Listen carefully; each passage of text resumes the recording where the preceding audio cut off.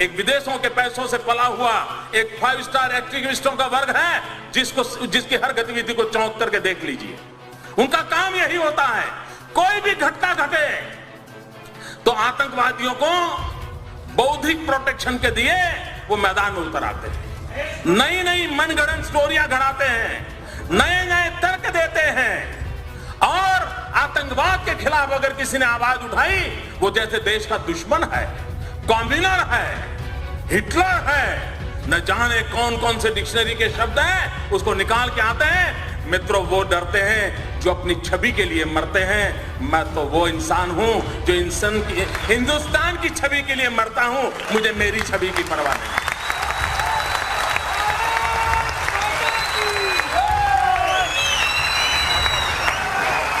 क्या करना है इमेज को दोस्तों? किसके लिए इमेज?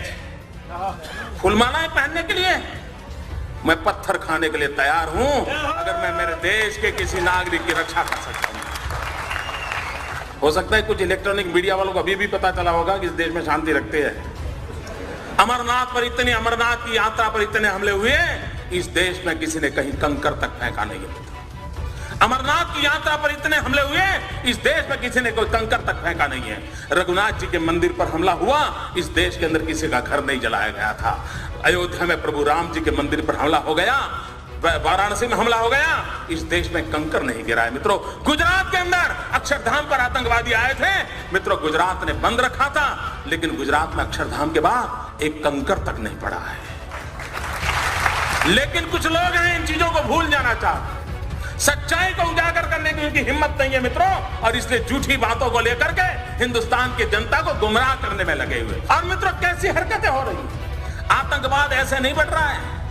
आतंकवादियों के हौसले उतने बुलंद नहीं हैं जितने रास्ते तैयार कर देते हैं जो आतंकवादियों को चलने काम आ रहे हैं। मुझे बताइए, गुजरात के अंदर एक इशरत जहान नाम की लड़की को, आतंकवादी लड़की को, हमारी पुलिस के साथ एनकाउंटर हो गया। अब उसको मार गिराया।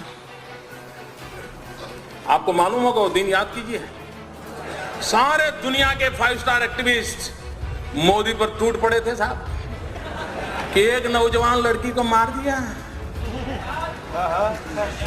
निर्दोष लड़की को मार दिया, गोली से भून दिया।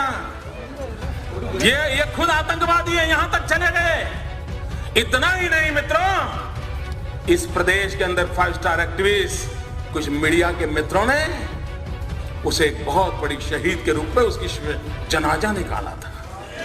चद्दर चढ़ाने चले गए थे, चद्दर चढ़ाने चले गए थे, और एक पार्टी के नेता 1 लाख रुपया देकर के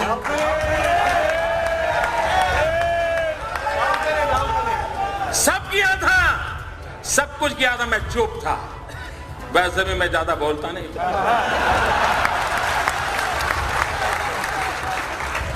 मैं सही जगह पर, सही भाषा में, सही समय पर बात करने का आदमी।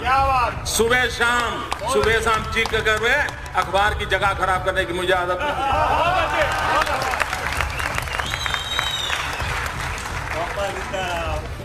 2 प्रकार के नेता होते हैं दोस्तों। कुछ नेता हैं जिनको सिद्धि में विश्वास है, कुछ नेता हैं जिनको प्रसिद्धि में विश्वास है।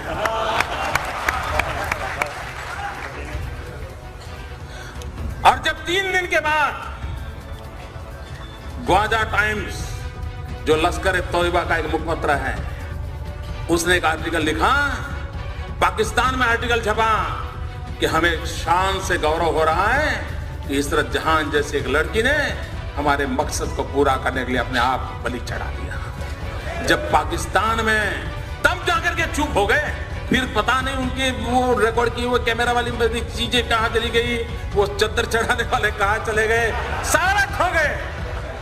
चुप है, 2 साहब इतने साल हो गए, चुप है, कोई पूछने वाला नहीं उनको।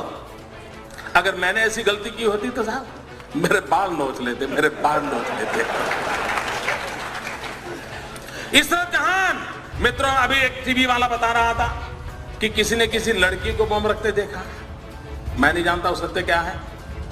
लड़कियों का उपयोग हुआ था।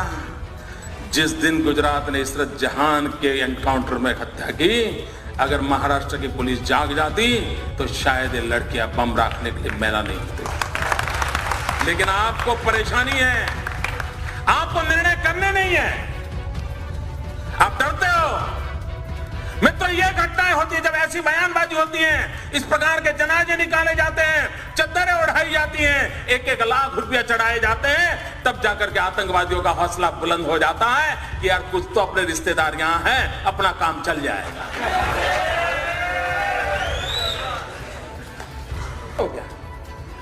क्यों देश को गुमराह कर रहे हो?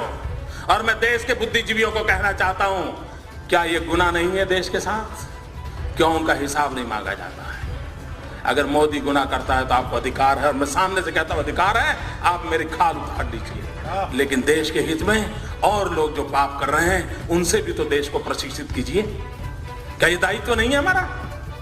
मैं इन कलम के धनियों को कहना चाहता हूं, देश की ये मांग है। मित्रों, अभी आसाम के चुनाव हुए, आसाम के चुनाव के अंदर जिसने आसाम को लहूलुहान कर दिया वो उल्फा ओपनली कांग्रेस पार्टी को चुनाव जिताने के लिए समर्थन में मैदान में था।